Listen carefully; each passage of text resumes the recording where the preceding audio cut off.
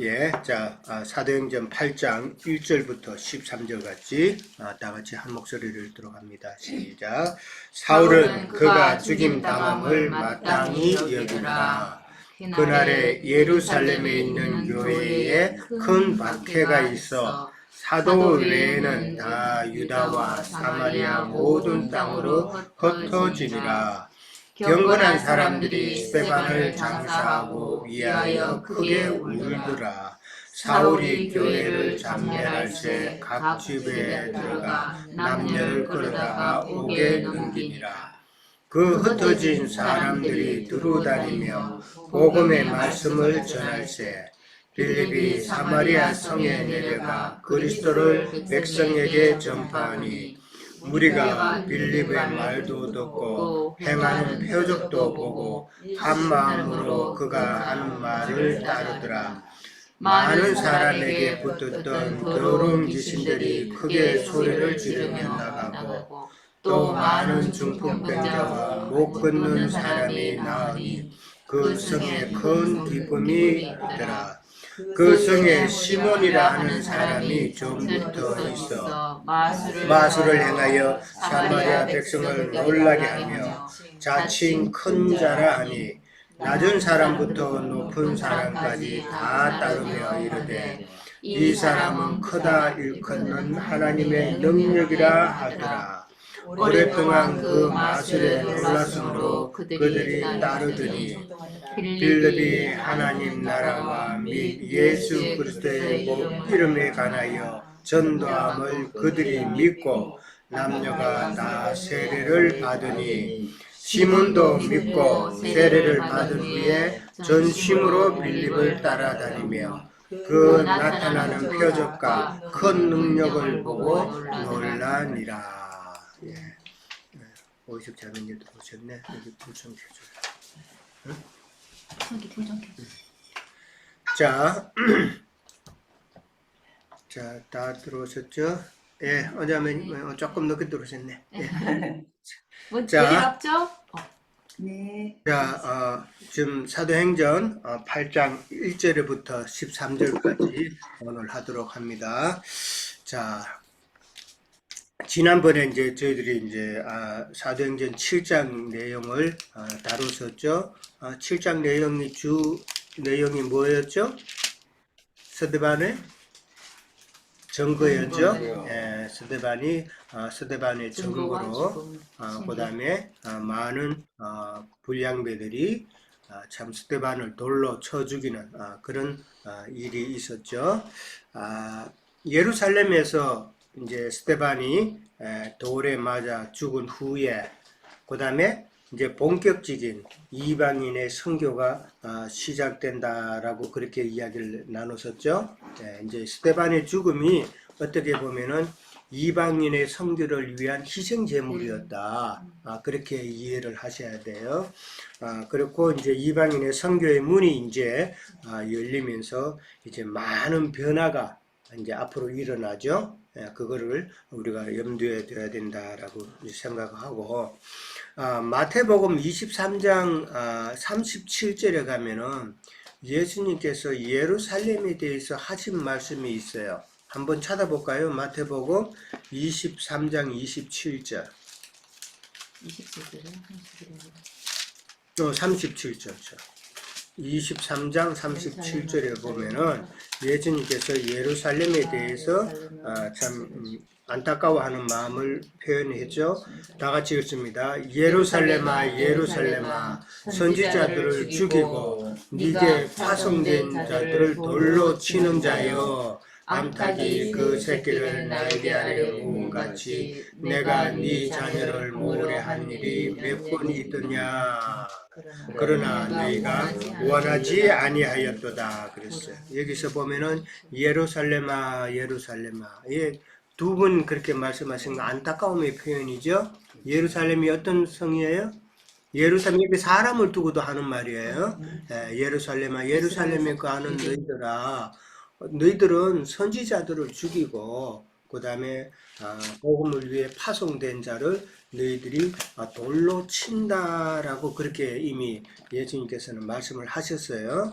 자, 그거에 따라서 스데반도 예루살렘에서 돌로 맞아 죽었다라는 것인데, 이 박해로 인해서 아마 많은 사람이 죽었겠죠. 스데반을 시작으로 스데반만 죽은 것은 아니다라는 것이죠. 이제 그걸 알 수 있는 게 사도행전 26장 10절을 한번 봅니다. 26장 10절에 가면은 이제 나중에 바울이 이제 고백하는 내용이 나와요. 사도행전 26장 10절 233페이지쯤에 있어요. 자, 찾았으면 읽어줘요. 26장 10절. 예루살렘에서 이런 행하여 대제사장들에게 권세를 얻어가지고 계속 읽어. 예. 아니 자매님이 읽으세요. 많은 성도를 옥에 가두고 또 죽일 때에 내가 찬송 투표를 하였고 또 모든 회당에서 여러 번 형벌하여 강제로 모독하는 말을 하게 하고 그들에 대하여 심히 격분하여 외국 성에까지 가서 박해하였고 이 일로 대제사장들의 고난과 위임을 받고 다메섹으로 갔나이다. 거기까지 이제 바울의 고백이죠. 바울이 이제 고백하는 내용인데 거기에 보면은 많은 사람을 옥에 가두고 또 죽일 때 내가 찬송 투표를 했다 그렇고, 그러니까 많은 사람들이 이제 이후로 죽었다라는 것을 이제 알 수가 있겠죠. 그 다음에 거기 보면은 여러 번 행벌하여, 그러니까 벌을 가하여서 강제로 모독하는 말을 하게 했다 그랬어요. 이 말은 무슨 말이에요? 강제로 누구를 모독하는 말을 해요? 예수 그리스도를 모독하는 말을 하겠다라는 것이죠. 예. 이거 뭐 보면 야, 너 한 번만 이 아니다 그러면은 내가 보내줄게. 뭐 이렇게 협박했다라는 것이죠. 뭐 우리가 잘 아는 대로 일제 시대 때에 뭐 신사참배 같은 거 그렇게 할 때 이제 그 목사들이 이제 많이 옥에 갇혔잖아요. 이제 그때 이제 옥에 가둬가지고 뭐해? 그냥 가만두는 거 절대 아니죠. 예, 옥에 갇혀가지고 있을 때는 이제 고문도 하고 행별도 가게 하고 그 다음에 해유도 하게 하고 그 다음에 이제 뭐 그러다가 이제 고문하다가 이제 못 견디면 또 죽고 그렇게 되죠. 예, 많은 고문을 가했다라고 하는데 그 중에 하나는 지금도 끔찍하다고 생각내는 게 이게 아주 날카로운 대반을 가지고 손톱 밑을 갖다 탁 찔렀다는 거, 그 고문이 있었다라고 그러는데 난 그게 처음 어릴 때 들었을 때에 그게 너무 끔찍해가지고 아직도 기억이 나요. 얼마나 아팠겠어요. 그 아주 긴 대반을 가지고 손톱 밑을 다 찌른다면 손톱만 찔렀겠어요. 발톱도 찌르고 그런 고문을 다 했다라는 것이죠. 뭐 이때 이 사도행전에 나오는 예루살렘의 이 박해도 뭐 일제시대 못지 않았을 거다라는 것이다. 그때는 더 뭐 사람들이 포악하고 무식하고 그랬을 때니까 많은 고초를 당했다. 그러다 보면은 많은 사람이 죽임을 당했을 거다라는 것을 이제 알 수 있는 거고. 그 다음에 또 이제 사도행전 21장 4절에 가면은 바울이 예루살렘에 이제 가고자 했어요. 예루살렘에 가고자 했을 때 바울을 따르는 많은 사람들이 예루살렘에 가면 안 된다고 말렸어요. 왜 말렸겠어요?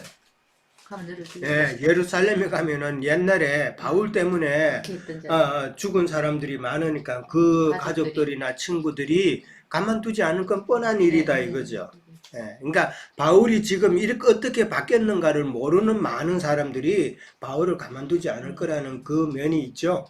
예, 그래서 많은 그 사람들이 바울을 예루살렘으로 다시 돌아가지 말 것을 그렇게 간청했다라는 것이죠.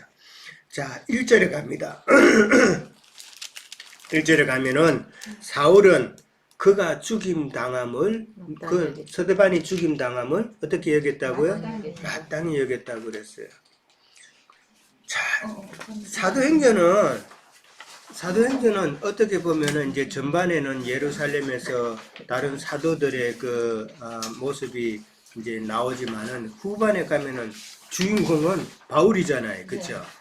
바울인데 그 바울의 그 모든 행적을 기록한 것이 이제 어떻게 보면 이제 사도행전인데 사도행전의 바울의 이름 어떻게 보면 사울은 스데반이 죽은 것을 마땅히 여겼다고 하는 이런 표현이 바울에게는 참 부끄러운 표현이죠.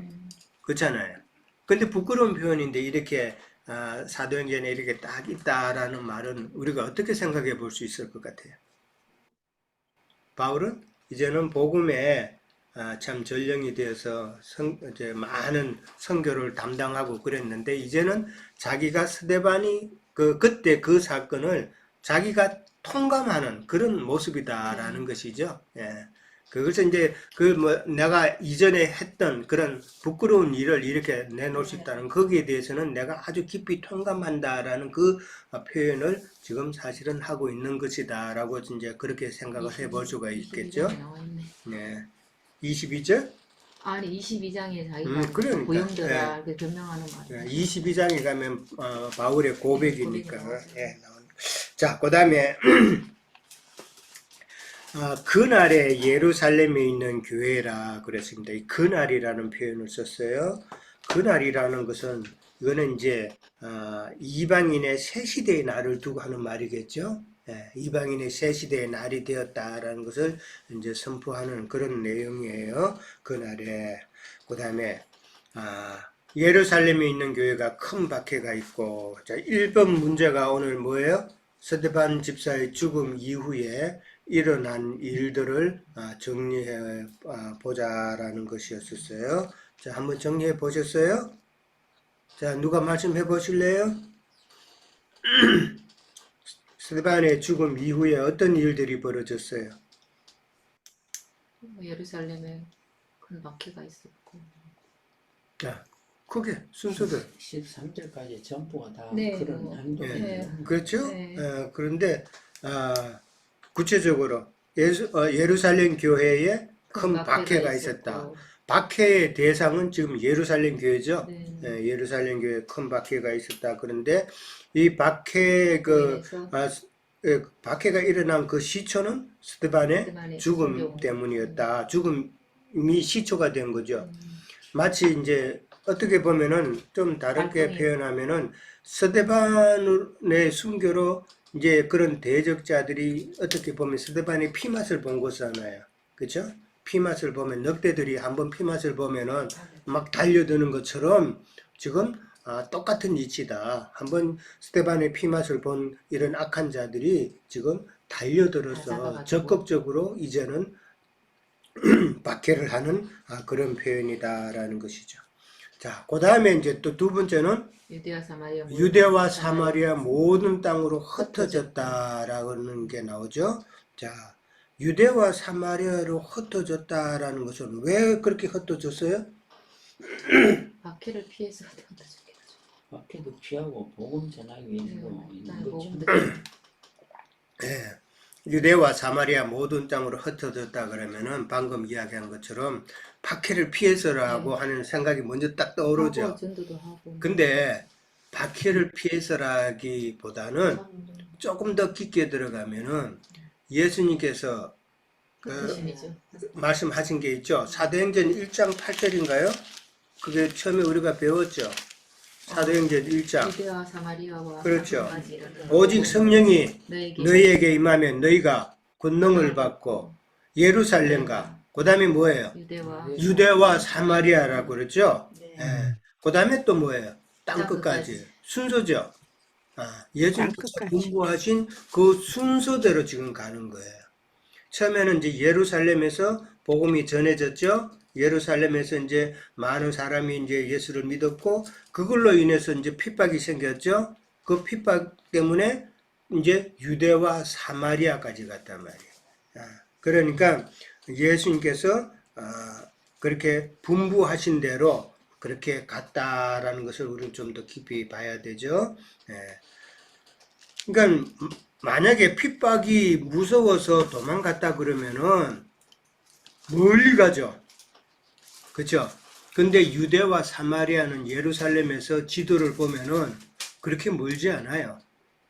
그렇게 멀지 않고 금방 나중에 아까 본 것처럼 후반에 가면 바울의 고백에서 내가 멀리 있는 외국 땅에까지 가서도 사람들을 잡아다가 핍박했다라고 고백을 해요. 그 외국이 어디예요? 다른 나라까지 갔다는 이야기. 근데 유대와 사마리아는 예루살렘에서 그렇게 멀지 않아요. 예. 그렇기 때문에 핍박을 물론 뭐 근본적으로 일단은 피한 거지만은 그러나 핍박이 두려워서 그렇게 갔다라고 보면은 조금 부족하다라고 이제 생각을 해보는 거예요. 예수님께서 분부하신 대로 그렇게 경륜적으로 이루어지는 것을 볼 수 있다라는 것이죠. 그 다음에 세 번째로는 무슨 일이 일어났어요? 경건한 사람들이 스데반을 장사하고 크게 울더라라고 그랬어요. 참 스데반이 장사하는 경건한 사람들이라는 건 누굴까요? 예수를 믿는 사람. 그러니까 예수를 믿는 사람들이겠죠. 예, 그렇게 표현했고, 그 다음에 네 번째는 뭐예요? 각 집에 들어가서 이제 사람을 다 끌어내는 거죠. 예수 믿는 자를 남녀를 끌어다가 옥에 넘겼다라고 그랬어요. 예. 그러면서 참 사울의 핍박이 되게 지금 심해지죠. 예, 다 심해진다는 건데 아까도 이제 말씀드렸다시피 옥에 가뒀다라는 것은 그만큼 많은 해유와 고문과 거기에 따르는 죽음이 있었을 거다라는 것이죠.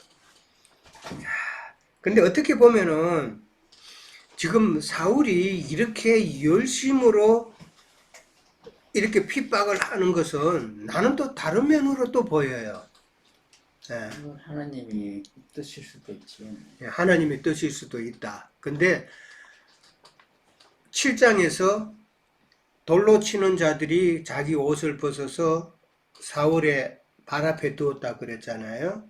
그러면은 이 사울이 그 광경을 누구보다도 또렷하게 봤고 누구보다도 더 참 생생하게 이제 봤을 텐데 저는 그때부터 이미 이 사울의 마음에 지진이 일어나지 않았을까 그렇게 저는 또 보여요. 그래서 사람이 그렇잖아요. 어떤 일이 있으면 그 일을 잊어버리기 위해서 더 열심히 매진한 것 같은 그런 모습이 나는 또 보인다라는 것이죠. 뭐 그걸 또 없다고 말할 수는 없을 거고 이미 네 번의 지진이 스데반의 죽음으로 인해서 사울의 그 내면에 지진이 일어났는데 그거를 애써 부정하려고 노력하는 그런 모습으로 보인다라는 것이죠. 예, 그렇게도 생각해 볼 수 있다는 것이죠. 그렇게 보면은 이때부터 벌써 하나님께서 일하심이 시작이 되었다라고 그렇게 보는 것이죠. 물론 이제 나중에 이제 구체적인 것은 사울의 눈을 멀게 해서 다메섹 도상에서 하나님께서 사울에게 나타나심이 이제 일하심의 시작이겠지만은 그러나 그 이전 내면의 상태부터 하나님께서 지금 다루시는 것이 아닌가 이제 그렇게 볼 수 있다는 것이죠. 예. 예. 자, 그 다음에 이제 4절부터 8절에 가면은 빌립이 사마리아에서 복음 전함으로 인해서 열매 맺는 모습이 나오죠. 빌립이 이제 나오죠. 빌립이 나오는데 빌립은 우리가 알듯이 어떤 신분이었었어요? 12제자 중에 한 사람이죠. 집사. 여기서는 12제자의 빌립이 일곱. 아니라 일곱 집사 중에 두 번째 빌립이에요. 예. 우리가 7집사 나올 때 보면은 누가 제일 먼저 나왔어요? 6장 5절. 6장에 보면 6장 5절에 보면은 믿음과 성령에 충만한 사람 스데반이 먼저 나왔어요. 그 다음에 또 누구예요? 빌립이 나왔단 말이에요. 이 빌립이 지금 이 빌립이에요. 예. 그러니까 이 빌립은 지금 7장에서 스데반은 7집사에서 지금 스데반은 순교자 반열에 들어갔죠. 그죠? 그러면은 지금 빌립은 무슨 반열에 들어간 거예요? 7집사에서 전도자의 반열에 들어간 거예요, 지금. 예. 스데반은 순교자의 반열에 들어갔고 7집사 중에 그래도 제일 똑똑했다 그럴까? 제일 열심히였고 제일 큰 자였던 스데반은 순교자의 반열에 들어갔고 그 다음이었던 빌립은 지금 반열이라. 전도자의 반열에 들어갔다라는 것이죠. 이 반열이라는 게 얼마나 참 귀중한 자리인가라는 것을 생각해 볼 수가 있는 것이죠. 자, 그 다음에 이제 4절에 가면 그 흩어진 사람들이 두루 다니며라고 그랬어요. 흩어진 사람이 두루 다녔다고 그랬어요. 사울은 예루살렘에서 복음의 불을 이제 막 일어나니까 그거를 끌려고 핍박을 한 거죠. 그죠? 복음의 그 불을 끌려고 핍박함으로써 흩어버렸지만은 그러나 결론적으로는 많은 불 다루는 자들을 흩은 것과 같은 것이었죠. 불 다루는 자들이라는 게 바로 전도자들이잖아요. 많은 사도들이 말씀을 가지고 이제 흩어졌다라는 것이죠. 그래서 그 흩어진 곳에서 그들은 불을 다루는 자, 즉 말씀을 가르치는 자들이기 때문에 복음이 온 지역에 도리어 더 번지는 그런 사건이 되었다라는 것이죠. 우리가 뭐 산에 같은 데도 가보면은 이제 민들레 꽃이 피고 있잖아요. 피었잖아요. 그러면은 민들레 꽃을 탁 치면은 꽃이가 확 날리죠. 씨앗이. 예, 마찬가지다. 또 바람이 세게 불면은 민들레 씨앗이 다 날리는 것과 같이 이 복음도 그렇게 흩어졌다라는 것을 이제 생각해 볼 수가 있는 것이죠. 자, 그 다음에 이제 두 번째 질문, 더러운 이제 빌립이 이제 표적을 행했다 그랬어요. 그리스도를 백성에게 전파하니 빌립이 표적을 행하는데 자 어떤 표적이 일어났어요? 영문치. 더러운 귀신들이 나갔죠. 더러운 귀신들을 병자들이 고치고 나왔고. 그 다음에 많은 중풍병자가 또 나왔고 또 못 걷는 사람이 나왔다 그랬어요. 이거 뭐 우리가 잘 아시죠? 이제 이거는 육적으로 그런 것이라기보다도 성경, 특히 이 성경은 어떤 영적인 표현을 갖다가 이런 식으로 표현을 하는 것을 우리는 잘 이해를 해야 돼요. 그러니까 지금 복음 전파로 인해서 영적 치유를 받는 것을 이야기하고 있죠. 복음 전파로 영적 치유를 받고 있는 거다. 그러면은 왜 사마리아 사람들은 이렇게 영적으로 병들었을까? 한번 생각해 보셨어요? 왜 사마리아 사람들은 영적으로 병들어 있었을까? 유대인들이 사마리아인들을 사람 취급 안 하는 어떤 것도 있었고. 뭐 그거는 뭐 옛날부터 있던 거고. 그렇죠. 사마리아라 그러면은 이거는 금지 구역이에요. 유대인들에게 있어서는 금지 구역과 같은 거죠. 그래서 사마리아를 통과해서 가야 되는데 그거 금지 구역 뭐 그러니까 자기들의 신앙 양심이죠. 그래서 거기는 이제 안 가고 돌아서 가는 그런 일들이 있었죠. 뭐 다 그렇게 했었으니까. 자, 왜 그랬어요? 이 사마리아인들을 이방인으로 보는 거예요? 유대인으로 보는 거예요? 자, 이 사마리아인들은 왜 사마리아 사람들이 생겼냐 하면은 사마리아 지역의 유대인들 가운데서 아시리아에 포로로 잡혀간 적이 있어요. 이게 남유다는 바벨론으로 포로가 됐죠. 그죠? 이게 두 이스라엘이 나눠졌잖아요. 그러니까 북쪽하고 남쪽인데 남쪽은 나중에 바벨론의 포로가 돼요. 바벨론의 포로가 되었다가 70년 만에 들어오지만은 북이스라엘은 이 사람들이 아시리아 사람들에게 포로가 돼요. 아시리아 사람들의 포로가 되는데 이 아시리아 사람들이 어떤 정책을 폈냐 하면은 포로된 사람들을 갖다가 이제 서로 피를 섞게 만든 거예요. 그러니까 아시리아 사람들과 유대인 간의 결혼을 혼인을 하게 해서 이게 아시리아에 어쩔 수 없이 굴복하게 만드는 정책이었죠. 그렇기 때문에 이 사마리아 사람들은 유대인이지만은 그러나 피가 섞였단 말이에요. 오늘날로 말하면 혼혈이단 말이에요. 그러니까 이 남유다 사람들이 유대인들이 보기에는 저들은 피가 섞인 부정한 자다라고 본 거예요. 그래서 자기네들인 건 절대 이제 하나님의 백성인데 저들은 이제 피가 섞였으니까 참 이방인은 취급을 이방인보다도 더 못한 그런 취급을 한 것이죠. 자, 그 다음에 이제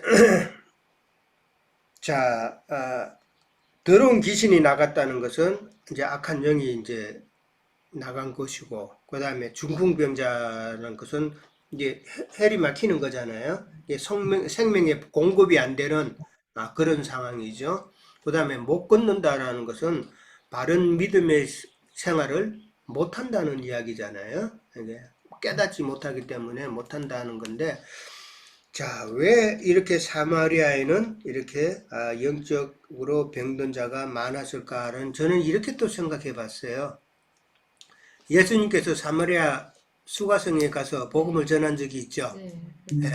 수가성 여인에게 복음을 전했을 때 수가성 여인이 예수님을 자기 마을에 데리고 가가지고 거기서 며칠을 묵으면서 많은 사람에게 복음을 전했죠.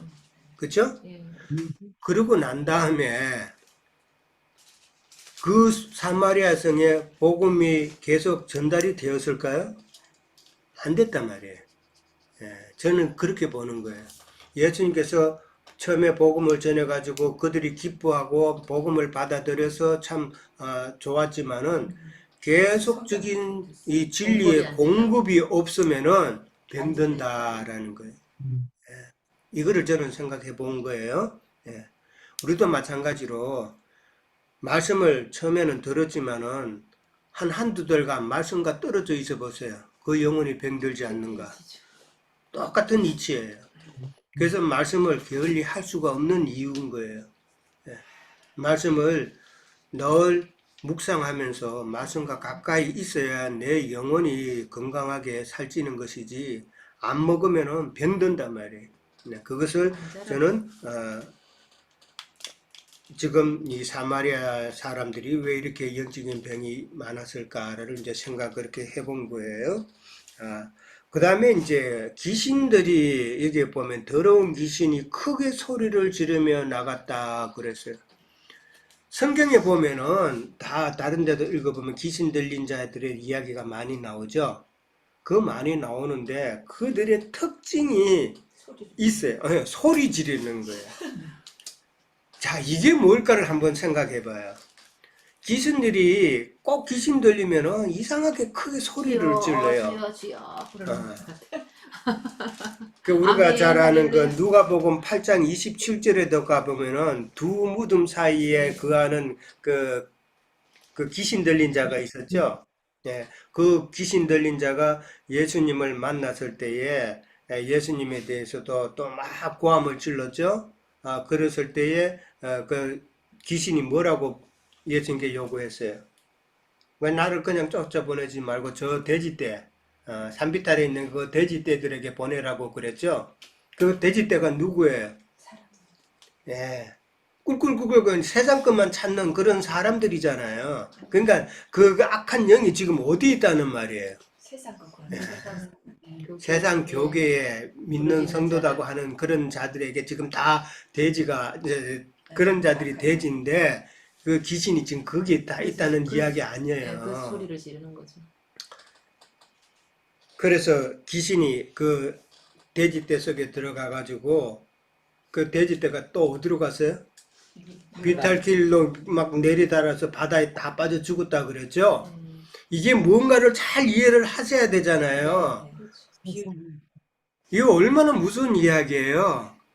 귀신이 누구한테 들어갔다는 거예요. 그래서 지금 계시록에 보면은 큰 성 바벨론, 무너질 큰 성 바벨론, 거기는 뭐가 있다고요? 귀신의 영, 악한 영이 있는 곳이라 그랬잖아요. 예. 이걸 참 잘 이해를 해야 돼. 자기네들은 지금 신앙생활 나름대로 잘한다고 이야기하지만은 지금 성경에서 뭐라고 그래요? 너희들은 다 귀신 들린다들이 따다 이 말이잖아요, 지금. 그러니까 너희 결국은 결국 바다 세상에 빠져서 너희들은 거기서 허우적다가 죽을 거다라는 것이죠. 참 무서운 말이에요. 이 진리를 바로 하면은 함부로 생활 못 하잖아요. 예. 근데 크게 소리를 지른다 그랬어요. 예. 근데 이제 그 바다에 빠지고 난 다음에 귀신 들렸던 자는 어떻게 했다고요? 누가복음 8장 27절 한번 찾아봐요. 유용하게 되었더라. 예. 누가복음 8장 27절. 예수님께서 귀신 들린 자를 고치시는데 마태복음에도 나오고 마가복음에도 나오는데 누가복음만 이 말이 적혀 있어요. 다른 데는 이 말이 안 적혀 있는데 27절에 가면은 27절부터 이제 나오고 그 다음에 35절에 가면은 귀신 나간 사람이 옷을 입고 정신이 온전하여 예수의 발치에 앉아 있는 것을 보고 두려워했다. 예수님의 발치에 앉아 있는 그 사람은 큰 소리를 지를까요? 아니면 조용할까요? 조용하죠? 그러면은 귀신들이 큰 소리 지른다는 그 큰 소리가 가장 우리가 지금 말로 이런 소리 내는 이런 큰 소리겠어요? 귀신들이 내짖는 그 큰 소리라는 게 뭐겠어요? 이걸 한번 생각해 봐야 돼요. 귀신들이 내짖는 큰 소리, 열심으로 예배당에서 봉사하는 거, 그 다음에 열심으로 부흥에 돌아다니면서 주야 주야 하는 자들, 그 다음에 분주하게 세상 일 때문에 돌아다니는 자들, 이런 것이 큰 소리 내는 거단 말이에요. 지금 큰 소리 내면은 다른 사람 소리가 들려요, 안 들려요? 안 들리죠? 이 말은 그런 거 다 내려놓고 큰 소리 내지 말고 내 행동이 큰 소리단 말이에요. 여러 가지 잡다한 일을 하고 뭐 이런 다른 일에 신경 쓰고 하는 거, 이런 것이 큰 소리단 말이에요. 그런 것을 다 내려놓는 것이 내 소리를 죽인단 말이에요. 그리고 내 나름대로의 신앙 철학을 막 강요하는 이런 거 있잖아요. 세상 교리 가지고 세상 신학 가지고 뭐 떠벌리는 이런 자들, 다 큰 소리 내는 자들이다. 그런 소리를 자꾸 내면은 하나님의 진리의 말씀은 절대 안 들리죠. 예. 내가 상대방의 소리를 들으려면 나는 조용해야 돼. 나는 조용해야 된다니까요. 마찬가지예요. 나는 조용해야 하나님의 진리의 말씀이 내게 들린다는 말이에요.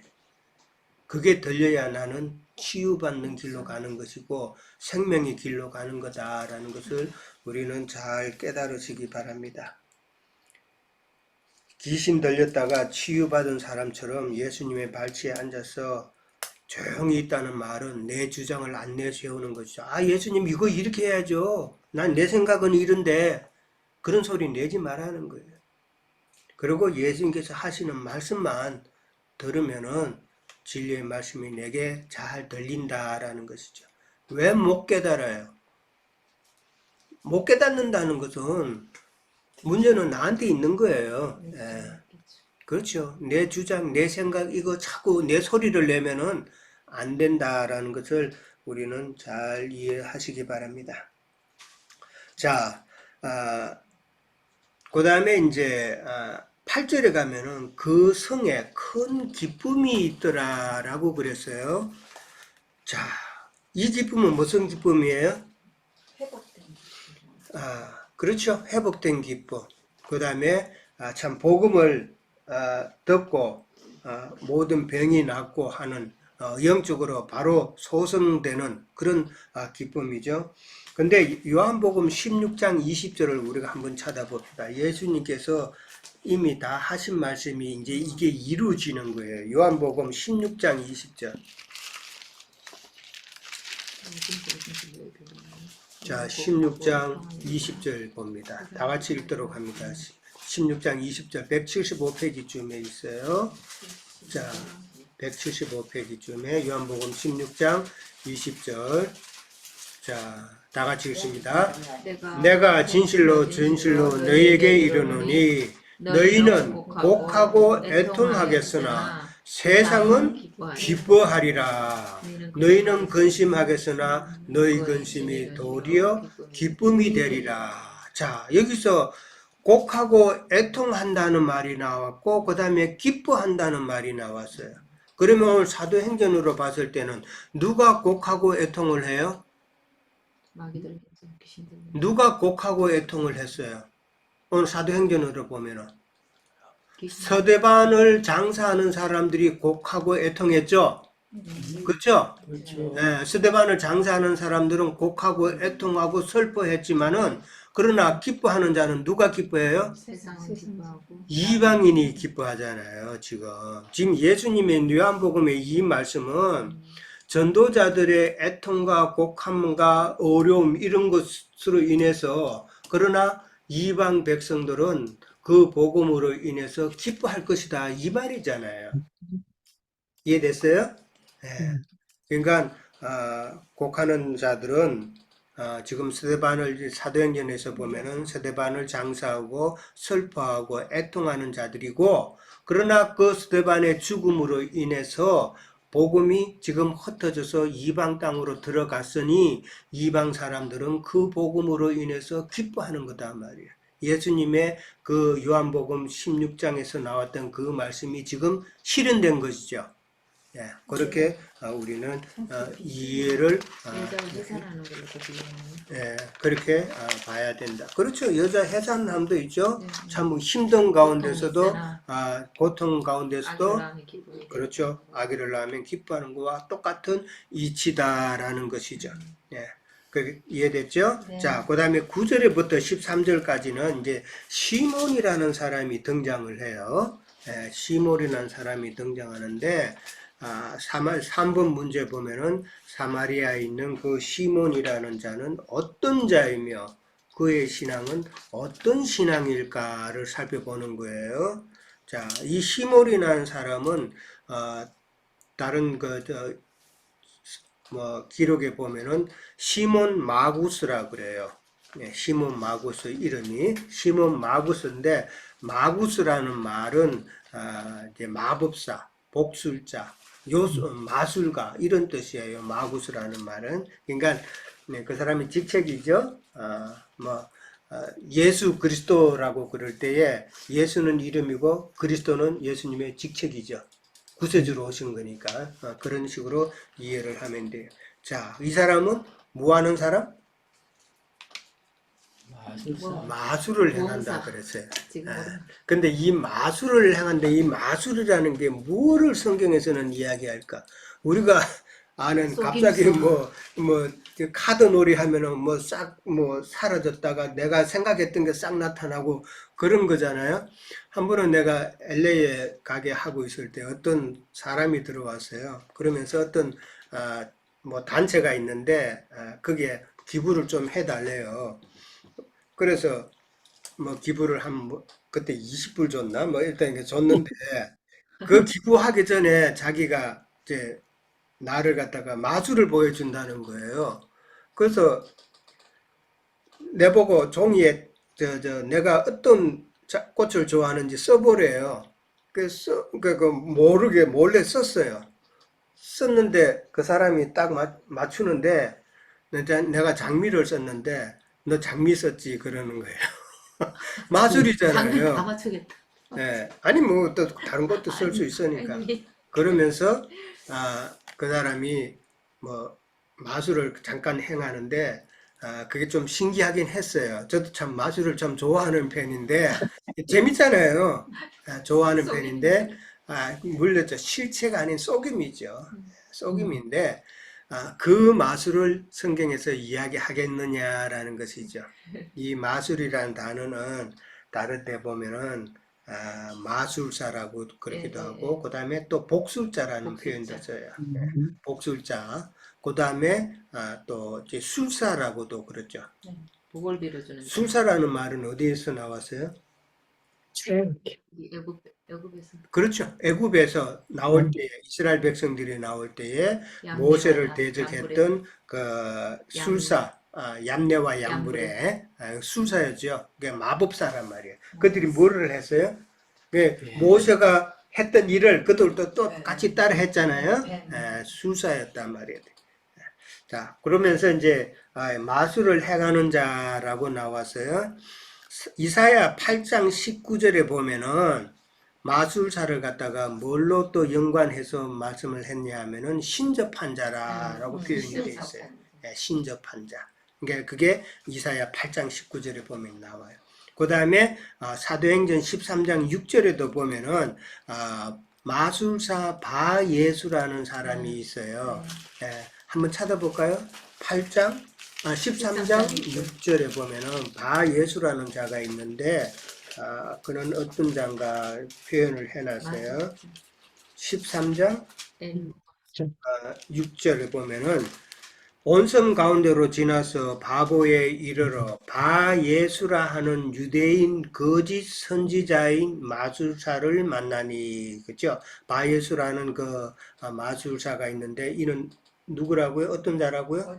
거짓 선지자라고 나와 있잖아요. 예. 그러니까 마술사, 복술사 이런 건 다 거짓 선지자들을 두고 하는 말이고, 이사야 표현에 의하면은 그들은 다 신접한 자다라고 그렇게 나와 있어요. 자, 그 다음에 계시록 18장 23절에 한번 가봅니다. 계시록 18장 23절.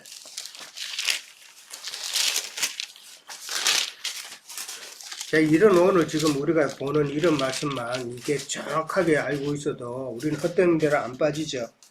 세상 교회에 있는 사람들이 이런 거를 잘 이해를 해야 되는데 참 안타깝죠. 23절, 18장 23절 다 같이 봅니다. 등불빛이 결코 다시 네 안에서 비치지 아니하고 신랑과 신부의 음성이 결코 다시 네 안에 들리지 아니하리로다. 너희 상인들은 땅의 왕족들이라 네 복술로 말미암아 만국이 미혹되었도다. 자, 여기 상인들이 나왔어요. 상고들이라 그러죠. 상인들이 누구라고요? 상인들은 땅의 왕족들이라고 그랬죠. 땅의 왕족들은 누구예요? 종교적인 권력을 가진 자들이단 말이에요. 예, 이 땅의 왕족들은 이 땅의 종교적인 권력자들이단 말이에요. 뭐 교황이나 뭐 추기경이나 세상 목회자들이나 큰 교회 목회자들 이런 자들이 땅의 왕족들이란 말이에요. 그들은 얼마나 많은 재물을 갖고 있어요. 예, 그래서 왕족들이죠. 근데 그 땅의 왕족들이 하는 말이 뭐라고요? 지금 복술이라는 표현을 썼죠. 사람들을 미혹시켜요. 예, 많은 그런 땅의 왕족들이 하는 말은 이 복술이다, 복 빌어주는 술책이다 말이에요. 예. 근데 그걸로 인해서 만국이 어떻게 된다고요? 미혹된다 그랬어요. 미혹된다. 그러니까 땅의 왕족들이 내뱉는 그 말로 인해서 많은 믿는다고 하는 자들이 다 지금 미혹이 되어서 어디로 가고 있어요? 예. 이거를 바로 깨달아야 된다. 예. 그러니까 이 시몬이라는 자가 마술을 행한다라 그랬는데 이 시몬은 결과적으로 그러면은 신접한 자요. 그 다음에 거짓 선지자요. 그 다음에 복술로 많은 사람을 미혹해 하는 사람이다라는 결론이 나오죠. 예. 그렇게 그러니까 그런 자들은 세상 마술이 아니라 결국은 그들이 전하는 것들은 다른 복음이요, 다른 예수요, 다 다른 영을 지금 전하고 있다라는 말이 되겠죠. 예, 그거를 잘 이해를 해야 됩니다. 자, 그 다음에 두 번째, 시몬이라는 사람은 마술을 행하는데 뭐라 그래요 또? 자칭? 큰 자라고 그랬어요. 자칭 큰 자. 자, 이게 이단의 특징이에요. 이단이 되면은 내가 그러라 하고 내가 이기는 자고 내가 어떤 자고 내가 바로 그다라고 그러고 자꾸 엉뚱한 소리 하죠. 이게 이단의 특징이다 말이에요. 뭐 이만희 뭐 신천지에 내가 뭐 그다 뭐 그런 식으로 하면은 처음에는 처음 들어간 사람들은 안 믿지만은 이미 세뇌된 사람들은 그걸 믿는단 말이에요. 그러면은 뭐 내가 그러다 하면 하고 막 난리칠 거 아니에요. 요즘에 한국에서 심상치 않은 움직임이 또 하나 일어나는 데가 있죠. 이만희가 이제 좀 그러니까 또 이상한 뭐 옛날부터 나왔던 사람인데 이제 좀 본격적으로 활동하는 것 같아. 허경영이 하늘궁 지어놓고 하늘궁이라는 그 큰 자기 나름대로 거기 땅이 엄청나요. 그 건물들이 엄청 많아요. 그거 어떻게 보면은 이만희 신천지 저 과천에 그거보다도 훨씬 커요. 훨씬 넓은 곳에 훨씬 많은 건물에 진짜 하늘궁처럼 해놨어요. 근데 요즘 그 허경영이가 하는 말이 뭔지 알아요? 자기가 2000년 후에 오실 메시아의 완성이고, 그 다음에 미륵이, 불교계도 그래요. 미륵이 나타날 그 자의 완성이 자기다라는 거예요. 그러니까 자기가 예수고 자기가 미륵이라는 거예요. 그러니까 세상 종교를 다 끌어모아 가지고 자기가 바로 그다라는 거. 그 참 많은 사람이 거기에 가고 뭐 한번 거기에 모임에 가면은 한 번 가는데 몇만 원씩 내야 되고, 그 다음에 어떤 또 좀 더 걸러진 그 모임에 들어가려면 또 10만 원씩 내야 되고, 또 뭐 허경영이 한번 보고 허경영이한테 뭐 말 좀 듣고 이러려면은 기도 받으면 100만 원 내야 되고, 뭐 이런 짓을 한단 말이에요. 네. 그런데도 자기 어떤 사람들은 그거 빚내 가지고도 허경영이한테 가가지고 다 바친 사람 있다고 그래요. 이게 참 이 악한 자들의 이단들의 특징이다. 자기가 바로 그라고 하는. 그게 또 미혹되는 사람들은 더더욱 참 어리석죠. 자, 뭐 이야기가 딴 데로 갔는데 참 안타까워서 하는 이야기예요. 자, 그 다음에 많은 사람이 참 시몬을 지금 따랐다라고 그렇게 나오죠. 그냥 따르면 또 괜찮은데 이 사람들이 뭐라고 그래요? 시몬을 두고 능력이다. 하나님의 능력을 가진 자다. 그렇게 또 본다는 것이죠. 이게 참 문제잖아요. 많은 사람이 따르는데 이 사람은, 이 시몬이라는 사람은 하나님의 능력을 행하는 사람이다. 이렇게 이해하고 있다라는 것은 자기의 그 개인적인 능력으로 하나님의 능력을 행하는 것으로 착각하게 만드는 마술사라는 것이죠. 그렇죠? 네. 그러니까 이게 지금 뭐예요? 나름대로 오늘날 세상 교계 목사님들이 참 하나님의 말씀을 전한다고 하면서 결국은 엉뚱한 말 전하죠. 다른 복음, 다른 예수, 다른 영을 정하잖아요. 그러면서도 많은 듣는 사람으로 하여금 사람들이 오늘 하나님의 능력이 나타나서 하나님의 말씀을 잘 들었다고 이런 식으로 표현한다는 거죠. 무슨 말인지 알겠어요? 네. 예. 전하는 말은 이 마귀의 말을 전하고 있는데 듣는 사람으로 하여금 하나님 말씀 잘 들었다라고 그렇게 착각하게 만드는 자들이 이 마술사라는 거예요.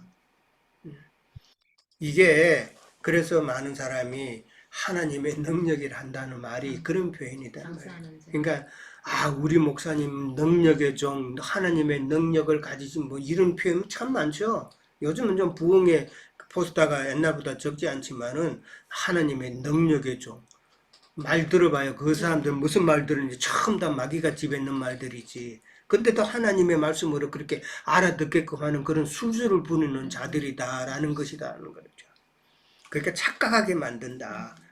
그러나 시몬의 그런 행위들은 사람을 죄악에서 돌이키게 한 거나 그 다음에 그 사람의 생명의 길로 인도하지는 절대로 못한다라는 것이죠.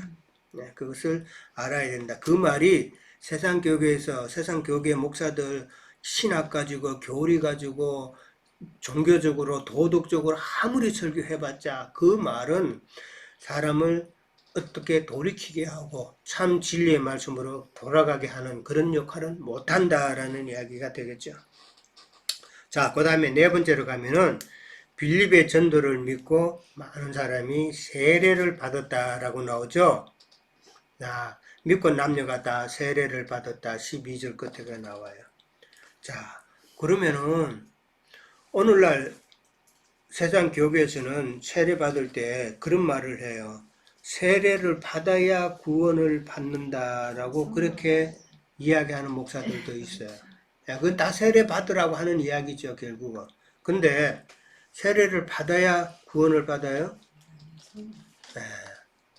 그거는 물로 세례를 받는 것은 어디까지나 예표적인 것이죠. 예. 모든 것은 다 예표단 말이에요. 그 예표를 갖다 따라가면 안 되는 거다는 거예요. 그림자가 있으면은 그 그림자 다음에 실체가 나타날 거란 건 우리는 알잖아요. 근데 그 실체를 바라보지 않고 자꾸 예표, 그림자만 자꾸 붙들고 있으면은 이거는 낭패 보는 것이죠. 예.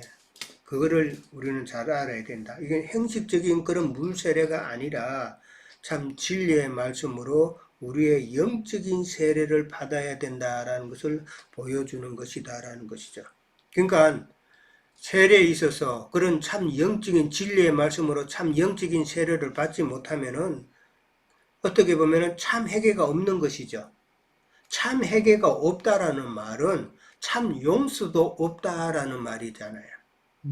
나름대로 예수님 앞에 나가서 내가 회개한다고 했지만은 바른 회개를 하지 못하면은 하나님께로부터 용서함도 없다라는 표현이 된단 말이에요. 우리가 잘 이해를 하셔야 됩니다. 자, 그 다음에 5번째 가면은 세례를 받은 후에 전심으로 빌립을 따라다녔다라고 그렇게 나오죠. 예, 빌립을 따라다니며 그 나타나는 표적과 큰 능력을 보고 놀랐다 그랬어요. 자, 어떻게 보면은 여기 우리가 잘 봐야 돼요.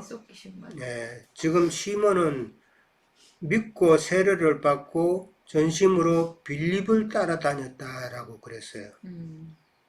여기서 뭐가 잘못됐어요? 사람을 따라다니는 전심이 아니고 가짜겠죠. 빌립을 따라다니는 거는 뭐 뭔가를 얻고자 예, 하는 거 아닐까요? 그 전심은 어떻게 보면 맞을 수도 있어요. 근데 여기는 이제 잘못된 거는 빌립을 따라다녔다라는 말이에요. 그하게 빌립을 따라다녀야 돼요. 기술적인- 빌립이 전한 말씀을 따라야 돼요. 말씀부터 안 예, 해요. 이거를 이야기하는 거예요. 오늘날 많은 사람들이 우리 목사님 최고하면서 목사님 따라다니는 사람 엄청 많죠. 그 목사님이 세상 사람들이 하지 못하는 거 그냥 자기 있는 재산 다 팔아서 남 구제해 주고 도덕적으로 참 훌륭한 일 많이 하는 목사님 참 많죠. 저 아프리카 오지에 가가지고 그들이 행하는 행동, 의료 행동 뭐 이런 거 참 보고 그 사람들 따라다니는 사람 많죠. 그러나 그 사람들이 그 행동을 따르는 것이 아니라 지금 빌립이 전하는 예수님을 따라야 될 거 아닌가 한 말이죠. 어떤 기술적인 거를 배우고자 따라갔을 것 같아요. 뭐 그렇죠. 기술적인 거. 아, 그러니까 지금 빌립을 보는 눈이 육적인 따랐다라는 거에 따른 것은 것이죠. 지금 시몬이 빌립을 왜 따랐어요? 지금 그 다음 주에 이제 사람들이 나오겠지만은 많이 자기가 진짜 믿음을 가지고 한수 참 배우겠다는. 신앙인의 그런 듣지 한 수 배우겠다는 거예요 지금. 지금 시몬은 거짓 하나님의 말씀을 전한다고 했지만은 자기는 다 지금 엉뚱한 다른 복음 다른 예수를 전한 거 아니에요. 근데 빌립이 말씀을 전하는데 많은 사람들이 지금 예수를 믿고 따르고 하는 것이니까 지금 그 사람들은 결국 누구를 따랐던 사람이에요? 보면 시몬을 따랐던 사람들이에요. 시몬을 따랐던 사람들인데 예수의 말씀을 전하는 그 빌립을 보고 빌립을 이제 따르고 예수를 믿으니까 이 시몬이 빌립을 따랐던 목적이 빌립에게서 무언가를 얻고자 했다라는 그런 이야기죠. 뒤에 보면 돈으로 사면 안 되는 그렇죠. 되돌아가야 되는 돈으로 산다는 이야기가 이제 그다음 14절부터 나오는데 이게 참 중요한 그런 내용이에요. 결국은 이 시몬이라는 사람은 시몬이의 그 신앙은 세례 받을 때 고백을 하겠죠. 그 고백도 결국은 거짓 고백이었다라는 것이죠. 거짓 고백이었고 그런 거짓 고백으로 또 세례도 받고 한 것이지만은 그러나 참 영적인 그런 세례를 받은 자는 아니다라는 것을 이제 쉽게 알 수가 있죠. 참 이런 거 보면은 세상에 많은 믿는다고 하는 사람이 지금 시몬과 같은 이 범주 안에 지금 들어있다라는 것이죠. 예. 전하는 자나 듣는 자나 지금 이 시몬의 범주 안에 많은 사람들이 나름대로 신앙생활을 한다고 하는데 사실은 지금 잘못된 상황에 지금 빠져 있다는 것을 우리는 이해를 해야 됩니다. 자, 오늘은 1시간으로 여기까지 해서 마치도록 하고, 혹시 또 추가로 나누고 싶은 말씀 있으세요? 없어요? 말씀하세요. 오늘은 이제 근데 이제 이 시몬은 결국은 나중에 이제 저 자료에 보면은 좀 이단의 그런 괴수로 빠지는 그런 내용이 나와요. 예, 지금 이제 다음 주에 이제 또 자세히 이제 나누겠지만은 베드로의 책망을 듣고 난 다음에 시몬이라는 자는 종족을 감춰버려요. 종족을 감춰서 어디로 가냐면은 로마에 가가지고 거기서 이제 이단자가 되는 그런 자가 되고 시몬의 그 사상 영향을 받아서 그 영지주의자가 또 이제 생겨나고 그 다음에 이 시몬이 결국은 영지주의자들의 대부 노릇을 하는 그런 위치에까지 빠져요. 네. 자, 오늘은 여기까지 그러면은 하도록 하겠습니다. 일단